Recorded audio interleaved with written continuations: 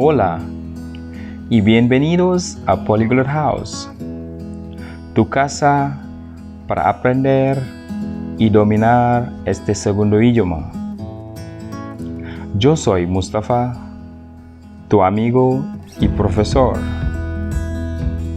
Hoy vamos a seguir con el proceso de aprendizaje del Wolof para unos y español para otros.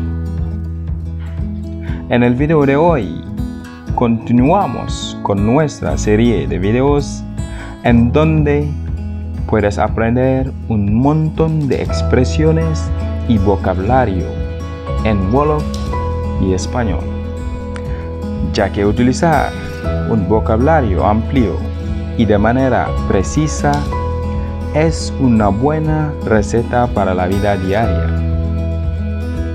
Pero antes de empezar, te invito a suscribirte a mi canal, regalarme un me gusta y compartir este video para ayudarme a llegar a más gente.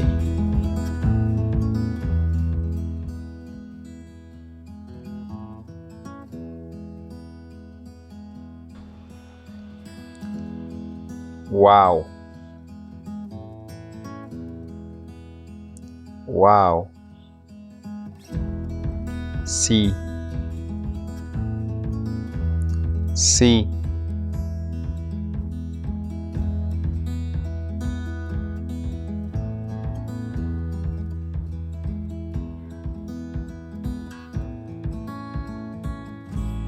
Did it. Did it. No.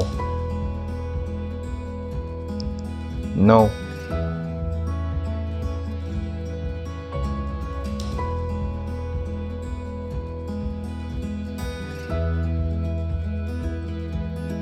Nandanga.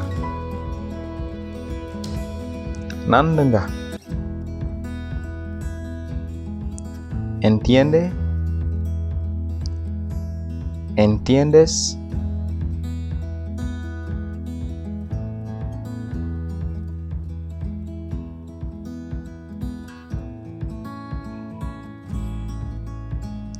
Nanduma.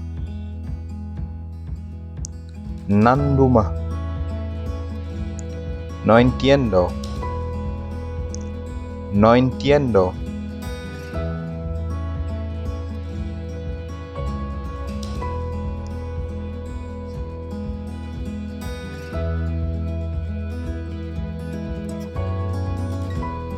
Hamuma.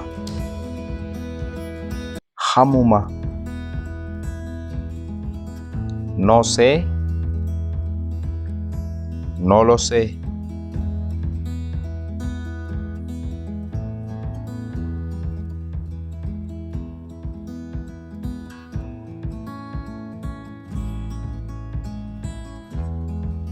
Awma ci xalaat. Awma ci xalaat. No tengo ni idea. No tengo ni idea.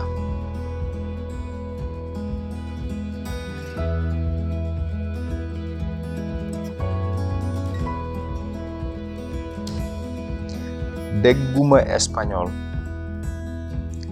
Dégguma español. No hablo español. No hablo español.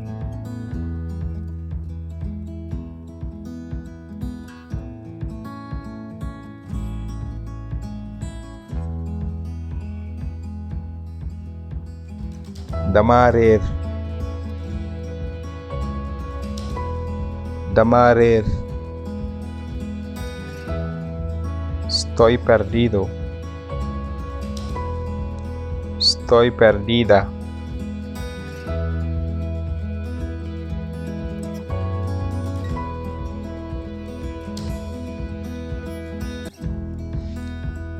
Maa ngi tudd. Maa ngi tudd. Me llamo. Me llamo.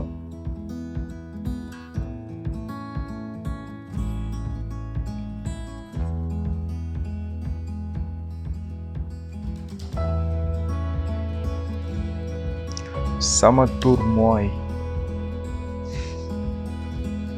Sama tur mooy. Mi nombre es. Mi nombre es.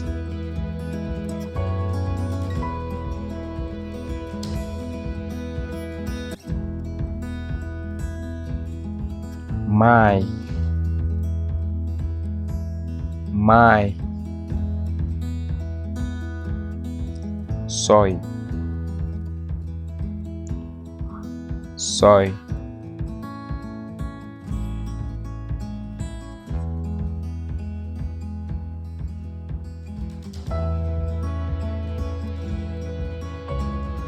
Noo tuddu. Noo tuddu. ¿Cómo te llamas? ¿Cómo te llamas?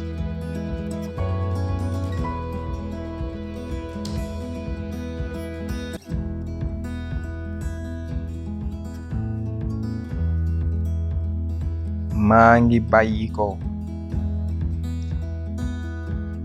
Maa ngi bàyyi ko. Yo soy de. Yo soy de.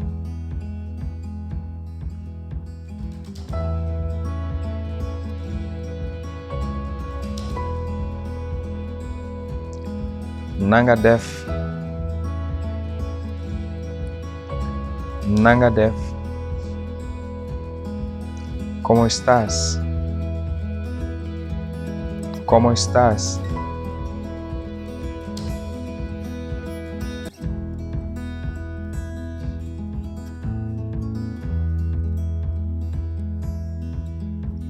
Naka la.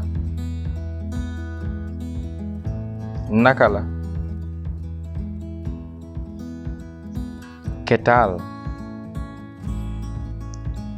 ¿Qué tal?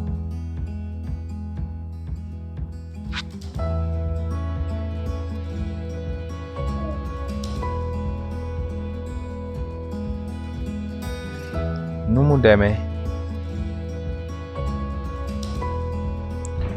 Nu mu demee. ¿Cómo te va? ¿Cómo te va?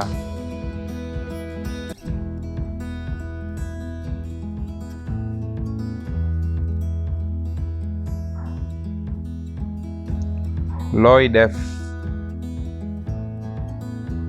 Looy def. ¿Qué haces?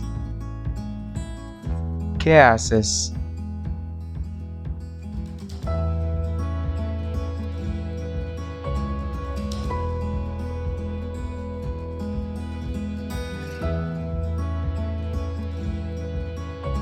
Lu xew. Lu xew. ¿Qué pasa? ¿Qué pasa?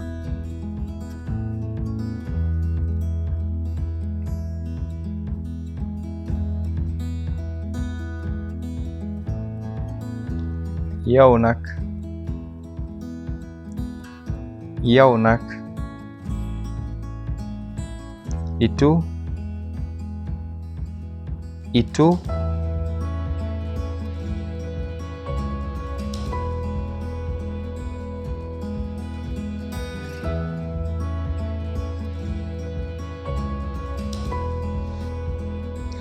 Amul solo.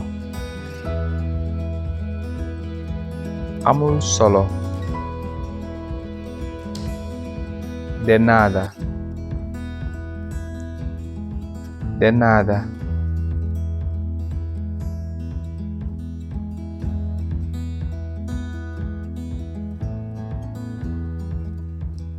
Jéggalu. Jéggalu. Perdón. Perdón.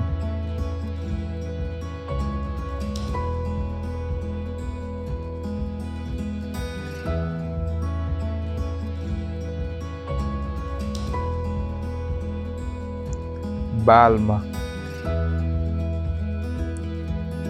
baal ma.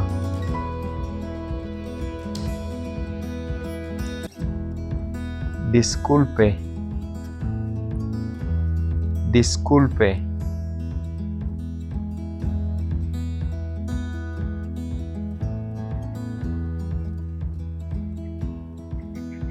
Jërëjëf.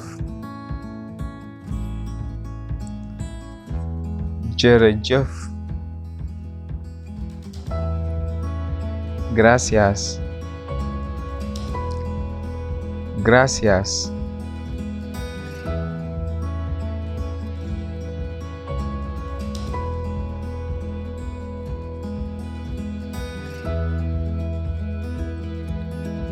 Lan. Lan. ¿Qué? ¿Qué?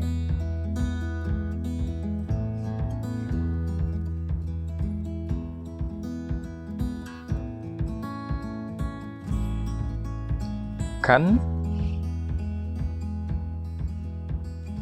Kan?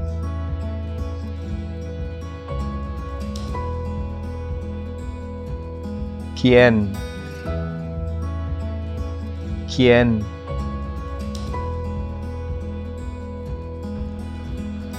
Kañ. Kañ. ¿Cuándo? ¿Cuándo?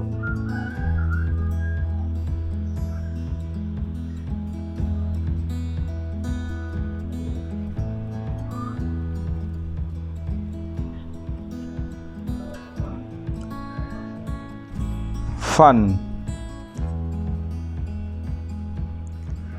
Fan. ¿Dónde? ¿Dónde?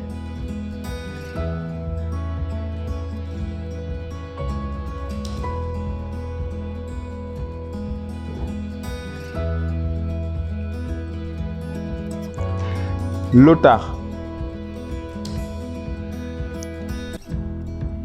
Lu tax. ¿Por qué? ¿Por qué?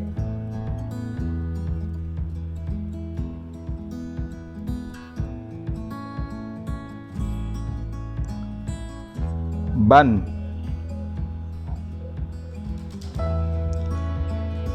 Ban. ¿Cuál? ¿Cuál?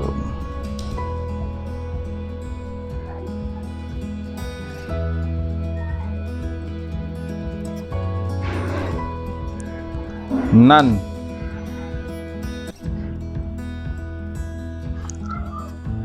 Nan. ¿Cómo? ¿Cómo?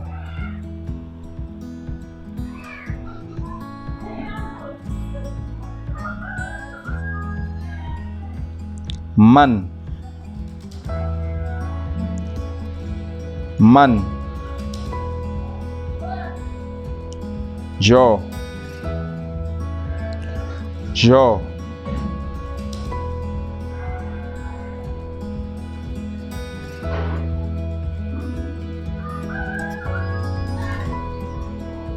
Yow. Yow. Tú. Tú.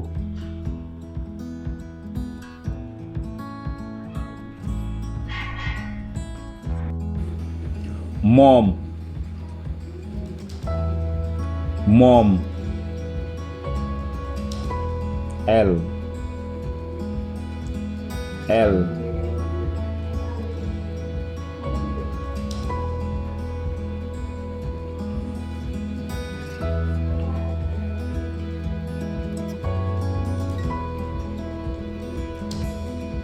Moom.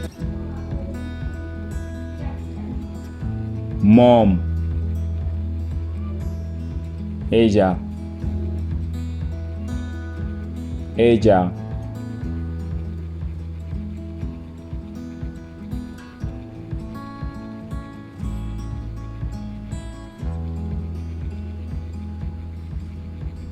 ñun, ñun, nosotros, nosotras,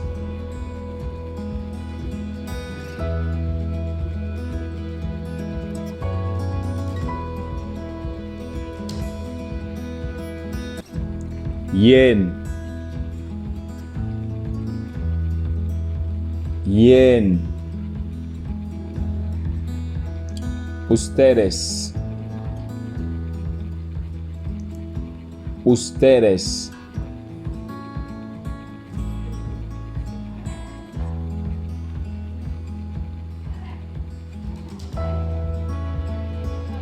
ñoom, ñoom, ellos, ellos,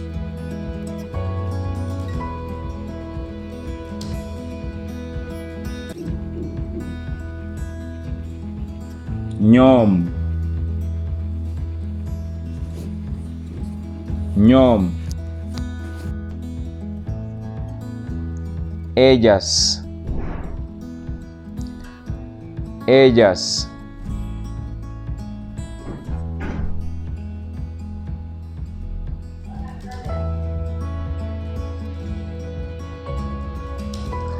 am na at, am na, tú pones el número de años, at, yo tengo nangami años, yo tengo años, màggat, màggat,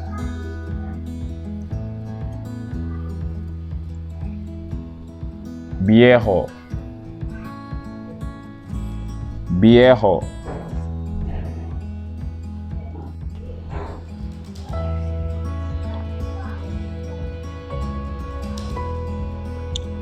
xale, xale,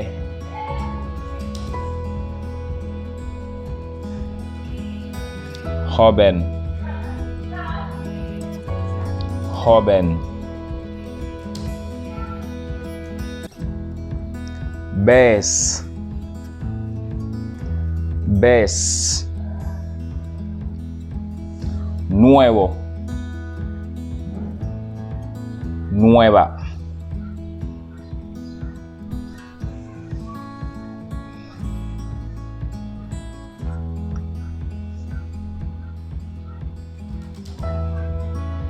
ndokkale, ndokkale, felicitaciones, felicitaciones,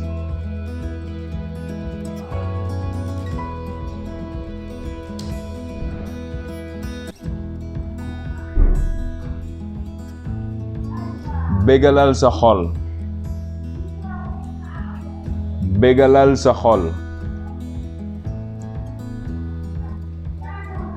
diviértete, diviértete,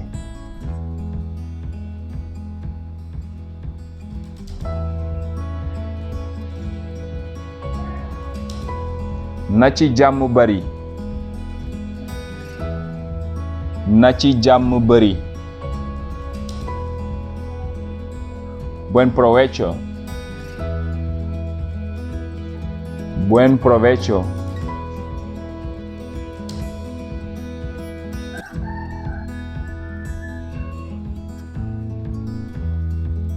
dal leen ak jàmm, dal leen ak jàmm, bienvenidos, bienvenidas,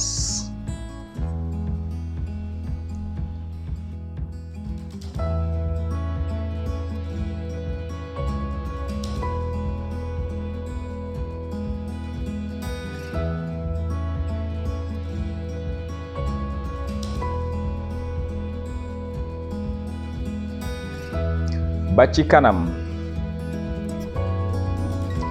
ba ci kanam hasta luego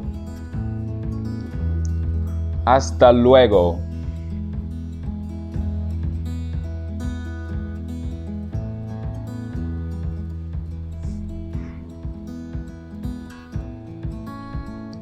ba suba ba suba hasta mañana hasta mañana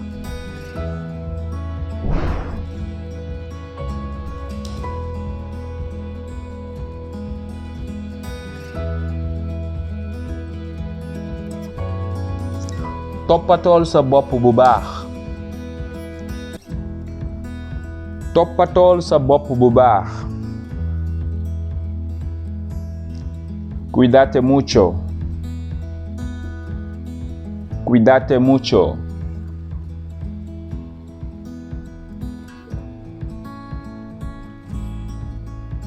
yendul ak jàmm yendul ak jàmm tenga un buen día tenga un buen día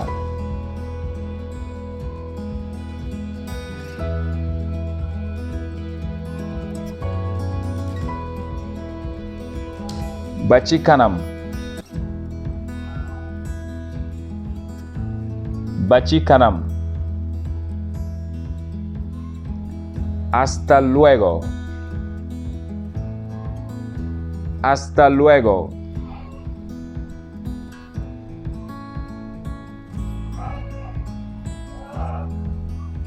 yoonu jàmm yoonu jàmm buen viaje buen viaje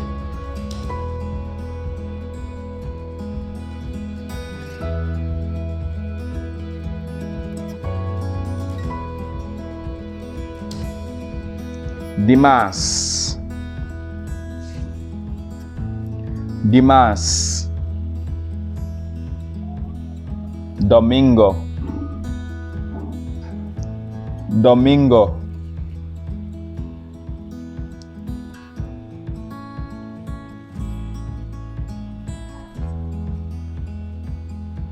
Altine Altine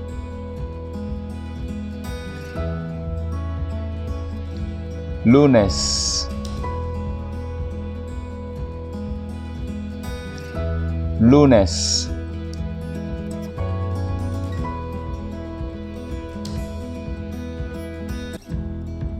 Talata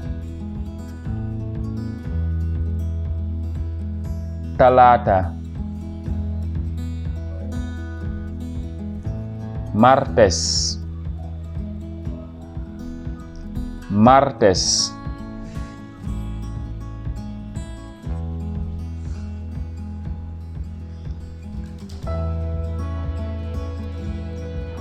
Alarba Alarba Miércoles Miércoles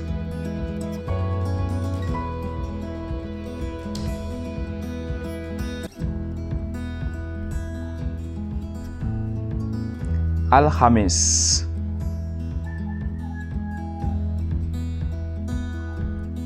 Alhamis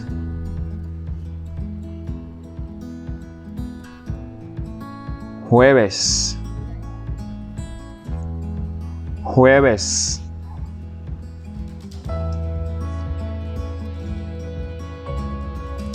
Aljuma Aljuma Viernes Viernes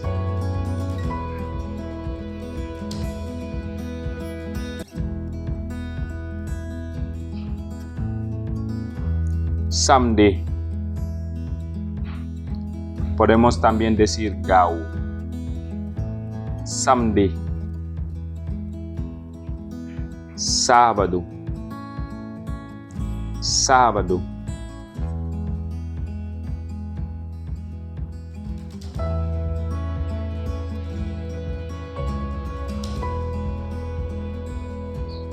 Bërki démb. Bërki démb.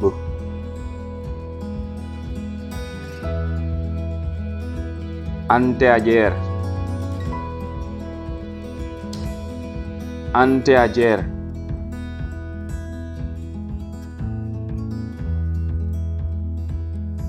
Démb.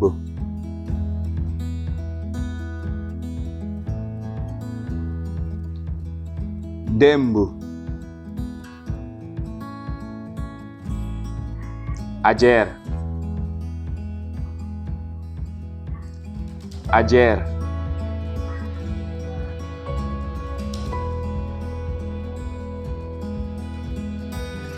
At mi. At mi.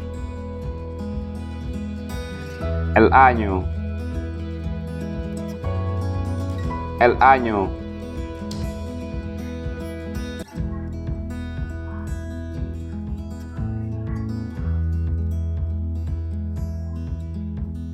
Bis bi.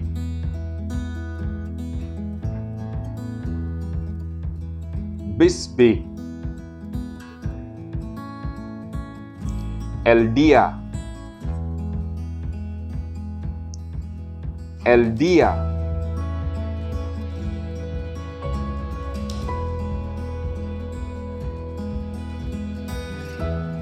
Weer wi.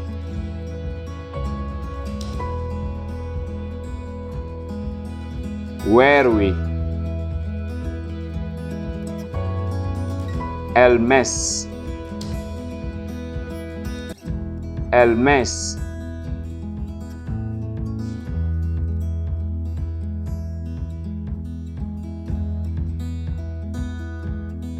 Tay.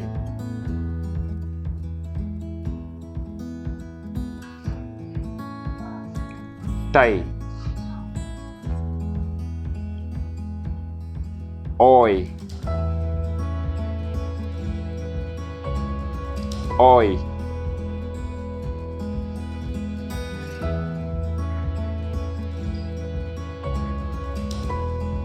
Ayubes.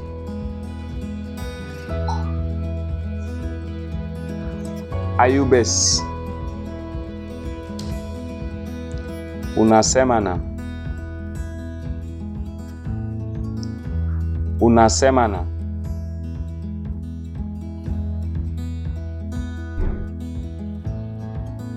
Fajar. Fajar. Madrugada. Madrugada.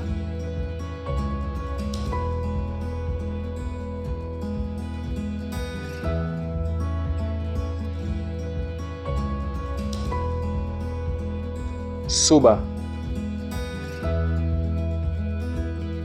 Suba. Mañana. Mañana.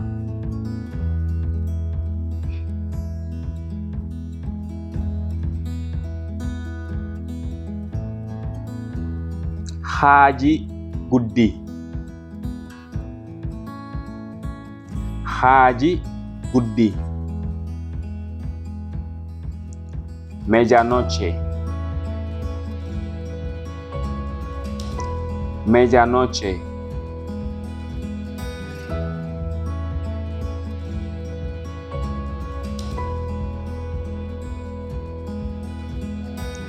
Diggu njolloor.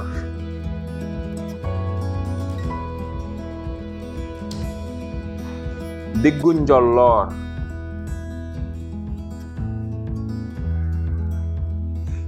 Mediodía.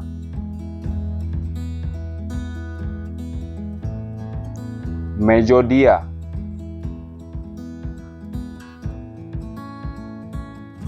simili, simili. El minuto, el minuto.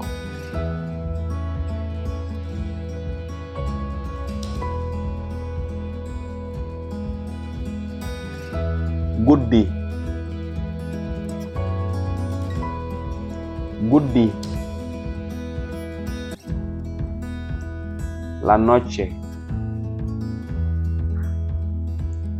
la noche.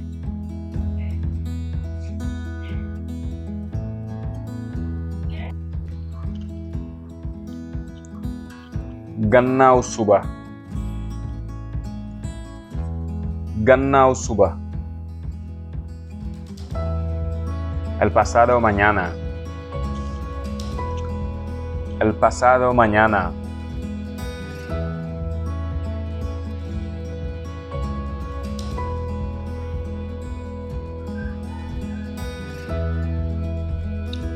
Ngoon gi, ngoon gi. La tarde, la tarde.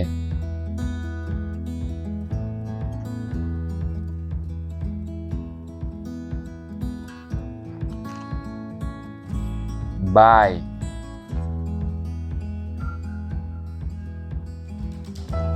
bye.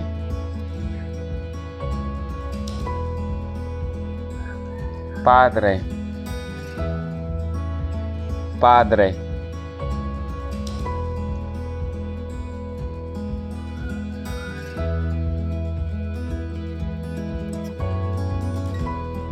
Yaay, yaay. Madre, madre.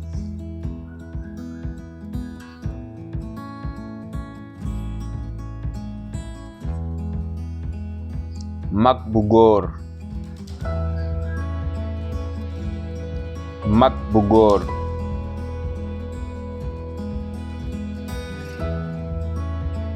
Hermano mayor, hermano mayor.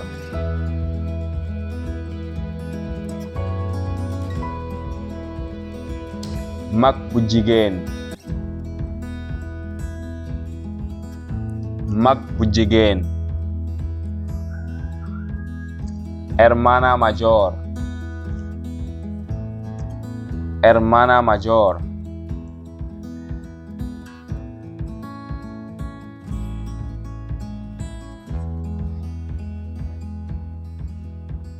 Rakk bu góor,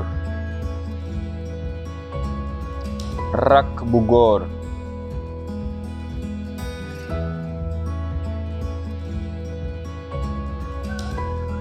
Hermana menor, hermano menor.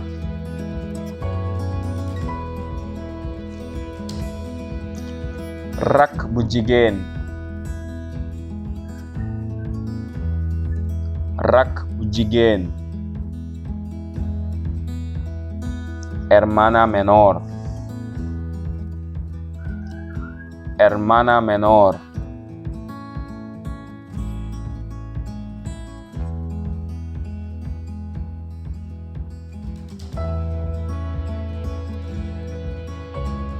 Doom ju góor,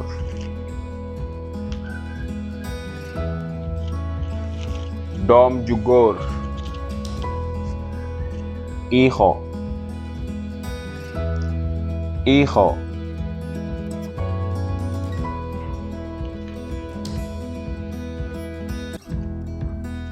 Doom bu jigéen, doom bu jigéen.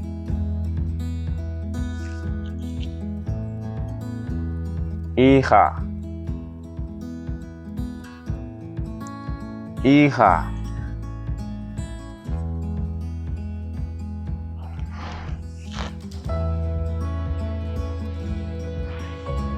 Maam bu góor, Mambugor. Abuelo.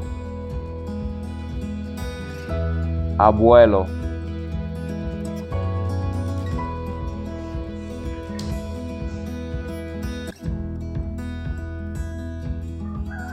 Mambujigen.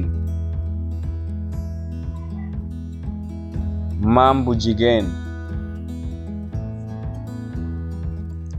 Abuela. Abuela.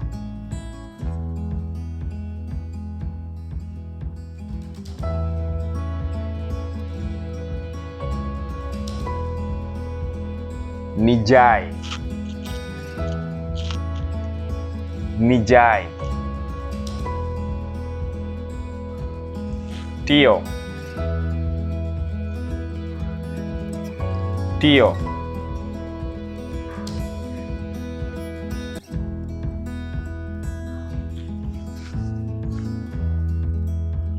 Tanta. Tanta. Tía.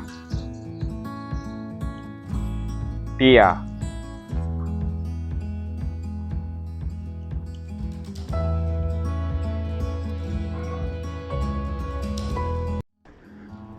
Eso es todo para hoy. Espero que hayas disfrutado de este video y que hayas aprendido mucho.